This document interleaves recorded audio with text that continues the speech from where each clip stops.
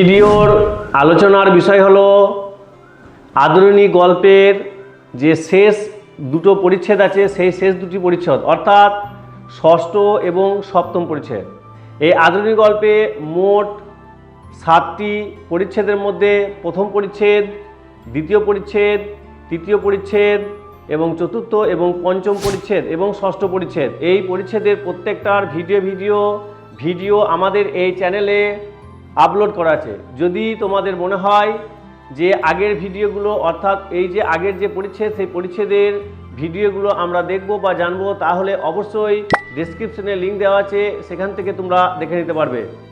যদি তোমাদের এই ভিডিও ভালো লেগে থাকে অবশ্যই ভিডিওতে একটি লাইক দিও, আর এইরূপ শিক্ষণীয় ভিডিও পেতে আইএসপি তুফান খাদিম চ্যানেলকে সাবস্ক্রাইব করে রাখো। তাহলে চলো বেশি কথা না বাড়িয়ে আমরা সরাসরি বোর্ডওয়ার্ক অর্থাৎ পিপিটি এবং আমাদের যে টেক্সট বই সেই টেক্সট বইয়ের মাধ্যমে প্রত্যেকটা লাইনকে তুলে তুলে আমরা আজকে আদরিণী গল্পের ষষ্ঠ এবং সপ্তম পরিচ্ছেদের আলোচনা করব। আমরা চলে এসেছি ষষ্ঠ পরিচ্ছেদ।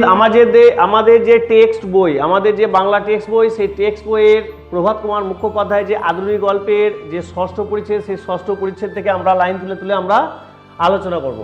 কি বলছে যে কল্যাণীর বিবাহের সময় কথাবার্তা পাকা হয়েছে, 10ই জ্যৈষ্ঠ শুভ কার্যের দিন স্থির হয়েছে। তাহলে এগুলোই হচ্ছে আমাদের এমসিকিউ প্রশ্ন, যেগুলো পরীক্ষার জন্য খুব ইম্পর্টেন্ট। কখন না 10ই জ্যৈষ্ঠ শুভ কার্য দিন স্থির হয়েছে, অর্থাৎ বিবাহের দিন কবে স্থির হয়েছিল, ঠিক আছে, 10ই জ্যৈষ্ঠ। বৈশাখ পড়লে উভয় পক্ষে আশীর্বাদ হইবে, হস্তি বিক্রয়ে টাকা আসিলে গহনা করাইয়া দেওয়া হইবে। কিন্তু পয়লা বৈশাখ সন্ধ্যাবেলা মসমস করিয়া আদরিণী ঘরে ফিরিয়া আসিল, বিক্রয় হয় নাই, উপযুক্ত মূল্য দিবার খরিদ্দের নাই। আদরিণীকে ফিরিতে দেখিয়া বাড়িতে আনন্দ কোলাহল পড়িয়া গেল, বিক্রয় হয় নাই বলিয়া কাহারও কোনো খেদের চিহ্ন সেই সময় দেখা গেল না, যেন হারাধন ফিরিয়া পাওয়া গিয়াছে। সকলের আচরণের এরূপ মনে হইতে লাগিল। আমরা সচরাচর জানি যে আমাদের কোনো প্রিয় জিনিস যদি কখনো জানি যে সেটাকে পরিত্যাগ করতে হবে, তারপরেও যদি সেটা হারিয়ে না গিয়ে আবার পুনরায় ফিরে আসে, তাহলে সেক্ষেত্রে আমাদের মনে কিন্তু একটা আনন্দ এবং উল্লাস জেগে ওঠে। সেম আমাদের এখানে কি দেখলাম যে আদরিণীকে কি করা হয়েছিল, বিক্রয়ের জন্য হাটে পাঠানো হয়েছিল, কিন্তু দুর্ভাগ্যবশত সেখানে বিক্রি হয়নি, কিন্তু আদরিণী বাড়িতে ফিরে এসছে। এই যে বাড়িতে ফিরে আসার একটা আনন্দ যেমন আছে, একটা দুঃখ সেদিকে আছে। দুঃখটা কি না, আদরিণী যদি বিক্রি হতো তাহলে সেখান থেকে যে অর্থ পাওয়া যেত সেই অর্থ দিয়ে আমাদের জয়রাম মুখোপাধ্যায় যে নাতনি তার কিন্তু কি হতো না, বিবাহ সম্পূর্ণ হতো, যার নাম হচ্ছে কল্যাণী। তাহলে এই যে দুঃখেরটা বিষয়টা ভুলে গিয়ে পরিবারের প্রত্যেকটা সদস্য এবং মানুষেরা আদরিণী যে ফিরে আসছে তার সেই বিষয় কি করছে না, আনন্দ উপভোগ করছে। এরপর হচ্ছে দেখো, বাড়ির লোক বলিতে লাগিল, আহা আদর রোগা হয়েছে, বোধ হয় কতদিন সেখানে ভালো করে খেতে পায়নি, ওকে দিন কতক এখন বেশ করে খাওয়াতে হইবে। আনন্দের প্রথম উচ্ছ্বাস অপনীত হইলে পরের দিন প্রতিবেশী বন্ধুগণ আবার সেই বৈঠকখানার সমবেত হলেন। অত বড় মেলায় এমন ভালো হাতির খদ্দের কেন জুটিল না, তাহা লইয়া আলোচনা হইতে লাগিল। একজন বলিলেন যে, আবার মুখোপাধ্যায় মহাশয় বলিলেন, আদর যাও মেলা দেখে এসো।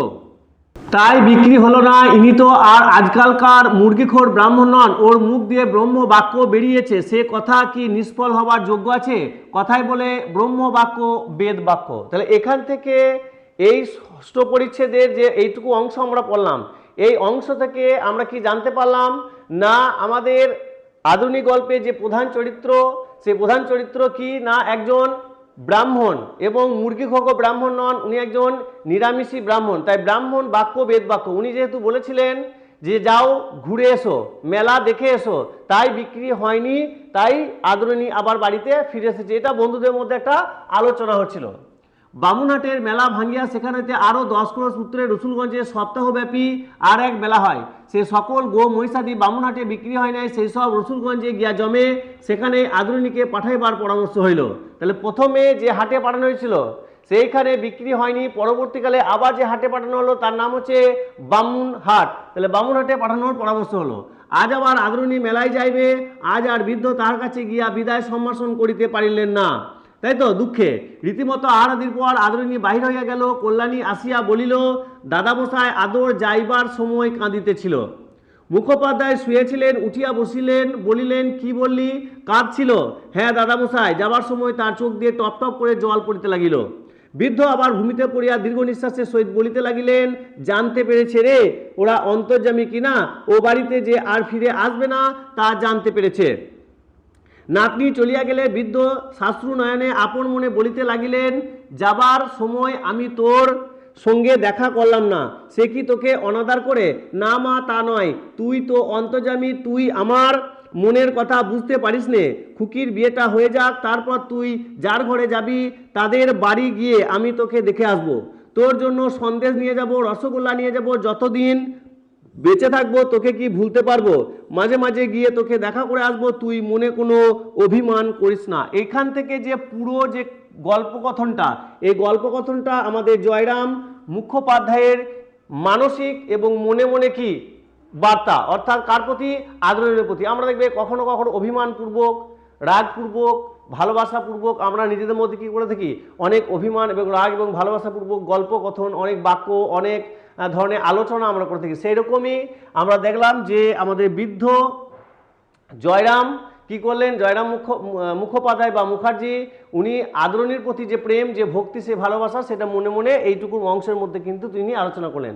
আর এখানেই শেষ হলো আমাদের ষষ্ঠ পরিচ্ছেদ। তাহলে ষষ্ঠ পরিচ্ছেদে প্রতিবারের মধ্যে দেখবো পিপিটি আকারে কি আছে না, এখানে এই যে আমাদের আদরণী যাওয়ার অর্থাৎ বামুনহাটে যাওয়ার যে দৃশ্য, সেই দৃশ্যের একটা সুন্দর আমরা চিত্র আমরা এখানে দেখতে পাচ্ছি।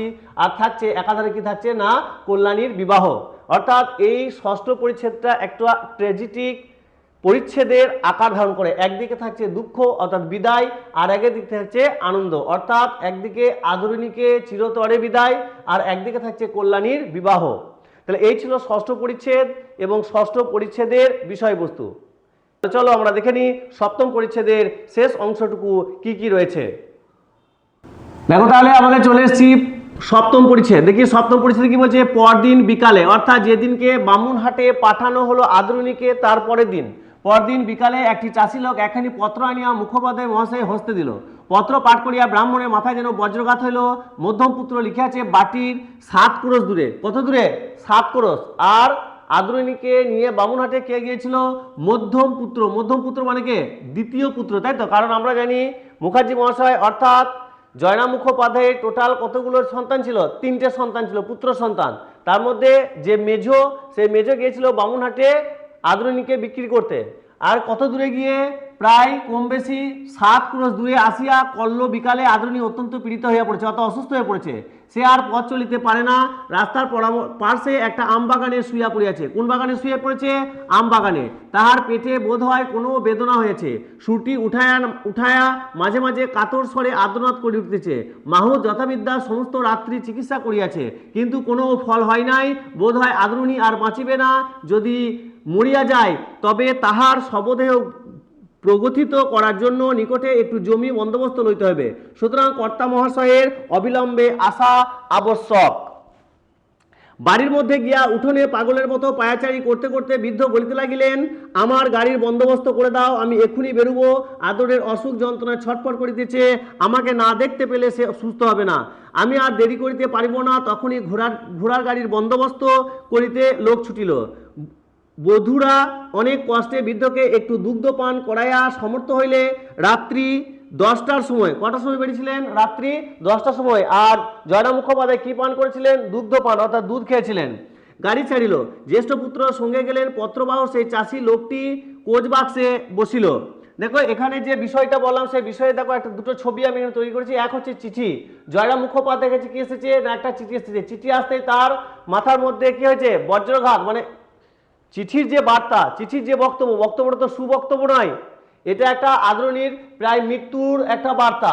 আর কি দেখলাম না, এই ঘটনা শোনার পর, চিঠি হাতে পাওয়ার পরেই উনি কি করলেন না, ওনার মধ্যম পুত্র এবং ঘোড়া চালক ঘোড়ার গাড়ির মাধ্যমে সেই আমবাগানে অর্থাৎ সেই তার বাড়ি থেকে 7 ক্রোশ দূরে সেখানে যাওয়ার জন্য প্রস্তুতি নিলেন। বাড়ির মধ্যে গিয়া উঠানে পাগলের মতো পায়চারি করতে করতে বৃদ্ধ বলতে লাগলেন, আমার গাড়ির বন্দোবস্ত করে দাও, আমি এখনই বেরোবো। আদরের অসুখ যন্ত্রণায় ছটফট করেছে, আমাকে না দেখতে পেলে সে সুস্থ হবে না। আমি আর দেরি করিতে পারিব না। তখনই ঘোড়ার গাড়ির বন্দোবস্ত করিতে লোক ছুটিল। বধূরা অনেক কষ্টে বৃদ্ধকে একটু দুগ্ধ পান করিয়া সমর্থ হইল। রাত্রি 10টার সময় গাড়ি চাইল। জ্যেষ্ঠ পুত্র সঙ্গে গেলেন। তাহলে এই সঙ্গে কে গেছিলেন? জ্যেষ্ঠ পুত্র। পত্রবাহক সেই চাষি লোকটি কোচ বাক্সে বসিল। তাহলে বৃদ্ধর যে 3টে যে পুত্র, সেই পুত্রের মধ্যে ছোট তো থাকে না, ছোট কলকাতা থাকে। মধ্যম পুত্র অর্থাৎ মেজো ছেলে অলরেডি আগে হাতির কাছে আছে অর্থাৎ আদরণীর কাছে আছে। তাই বাড়িতে ছিল কে? একমাত্র দুটো পুরুষ, এক জয়রাম মুখোপাধ্যায় আর তার বড় ছেলে। তাই এই বড় ছেলে এবং জয়রাম মুখোপাধ্যায় ঘোড়ার গাড়ি করে সেইখানে পৌঁছে গেলেন যেখানে আদরণী অসুস্থ হয়ে পড়েছে, অর্থাৎ আমবাগানে। পরের দিন প্রভাতে গন্তব্যস্থানে পৌঁছে বৃদ্ধ দেখিলেন সমস্ত শেষ হইয়া গিয়াছে। দেখো এখানে আমরা ছবিটা দেখতে পাচ্ছি, সমস্ত শেষ হইয়া গিয়াছে মানে আমাদের আদরণী ইহলোক গমন করেছে, অর্থাৎ তার মৃত্যু ঘটেছে। আর কি থাকছে, আদরণী সেই নব জলধরণ বিশাল দেহখানি আম্রবনের ভিতরে পতিত রইয়াছে, তাহা আজ নিশ্চল এবং নিস্পন্দ। বৃদ্ধ ছুটিয়া গিয়া হস্তিনী শবদের নিকট লুটাইয়া পড়িয়া তাহার মুখের নিকট মুখ রাখিয়া কাঁদিতে বারংবার বলিতে লাগিলেন, অভিমান করে চলে গেলি মা, তোকে বিক্রি করতে পাঠিয়েছিলাম বলে তুই অভিমান করে চলে গেলি। ইহার পর 2টি মাস মাত্র, কত মাস? 2টি মাস মানে 60 দিন, 2টি মাস মাত্র মুখোপাধ্যায় মহাশয় জীবিত ছিলেন। দেখো তার একটা ছবি এখানে সুন্দরভাবে দেখানো হয়েছে, অর্থাৎ আমাদের গল্পের যে কেন্দ্রীয় চরিত্র, সেই কেন্দ্রীয় চরিত্র রূপে একটা পশু অর্থাৎ আদরণী নামক হাতি, আর একজন মানব ব্রাহ্মণ অর্থাৎ জয়রাম মুখোপাধ্যায়। এই হাতিটা মরে যাওয়ার শোকে উনি মাত্র 60 দিন বেঁচেছিলেন। 60 দিনের মধ্যে উনিও পরলোক গমন করেন, অর্থাৎ ইহলোক ত্যাগ করেন। এই ছিল আমাদের আদরণী গল্পের 7ম পরিচ্ছেদ এবং 7ম পরিচ্ছেদের বিষয়বস্তু বা শেষ পরিচ্ছেদের বিষয়বস্তু বা আলোচনা। তাহলে আপাতত আমরা কি দেখলাম না, আদরণী গল্পের একটা নীতি কথা গল্পের শেষে আমাদেরকে জানতে হবে, সেটা হচ্ছে এই মানুষ ও প্রাণীর মধ্যে গভীর ভালোবাসা ও সম্পর্ক গড়ে উঠতে পারে, তাই তাদের প্রতি মমতা ও সহানুভূতি দেখানো মানুষের কর্তব্য। শুধুমাত্র প্রেম এবং ভক্তি এবং ভালোবাসা যে শুধুমাত্র দুটো মানবের মধ্যে হতে পারে এমন নয়, কখনো কখনো মানবের সঙ্গে কোনো পশুর, মানবের সঙ্গে কোনো পাখির, মানবের সঙ্গে কোনো কীটপতঙ্গের, মানবের সঙ্গে পৃথিবীর কোনো জড় পদার্থের একটা প্রেম ভালোবাসা, একটা সম্পর্ক বন্ধন তৈরি হতেই পারে। আমরা প্রথম থেকে শেষ পর্যন্ত অর্থাৎ এই গল্পের প্রথম থেকে শেষ পর্যন্ত শুধুমাত্র এটাই জানতে পারলাম যে আমাদের গল্পের কেন্দ্রীয় চরিত্র রূপে যে বিশেষ ভূমিকা পালন করে সেটা হচ্ছে আদরিণী নামক একটি হস্তি। আর এই আদরিণী নামক হস্তির নাম অনুসারে আজকে ছোট গল্পের নামকরণ করা হয়েছে আদরিণী। যদি তোমরা পুরো গল্প এবং গল্পের এইভাবে পিপিটির মাধ্যমে বিষয়বস্তু এবং বিস্তারিত জানতে চাও, তাহলে তার সমস্ত ভিডিও লিঙ্ক ডেসক্রিপশনে দেওয়া আছে, অবশ্যই সেখান থেকে দেখে নিও। আজকের মতো এই পর্যন্ত, আবার দেখা হবে পরের ভিডিওতে।